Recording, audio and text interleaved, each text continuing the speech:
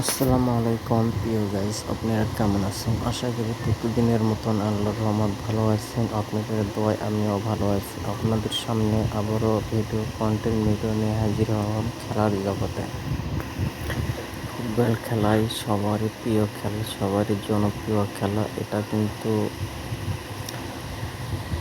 Bhabaniganj Pirgachha high school মাঠে semifinal খেলায় অংশগ্রহণ করেছে বিপুল একাদশ বনাম অনন্তবলা রনি স্মৃতি সংঘর মুখোমুখি খেলা।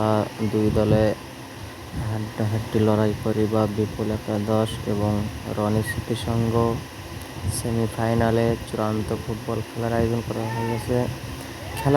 খেলার আগে হয়তো আপনারা সবাই জানেন যে খেলার আগে প্র্যাকটিস না করিলে আপনারা কেউ খেলতে পারবেন না।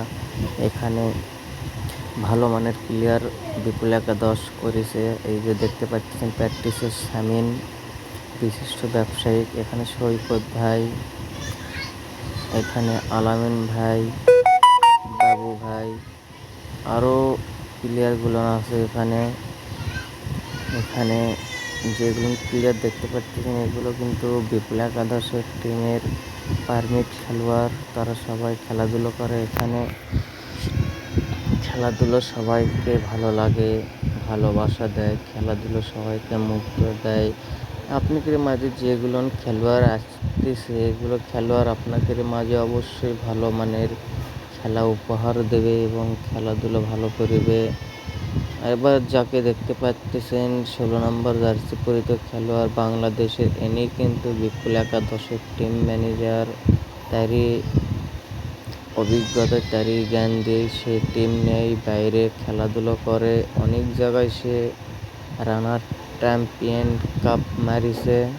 এখানেও আশা করি একটি চ্যাম্পিয়ন কাপ মারিবে, কিন্তু একটু ভুল বোঝাবুঝির কারণে সে এখান থেকে ঠকে চলে আসে অনন্তবলা রনি স্মৃতি সংঘর কাছ থেকে।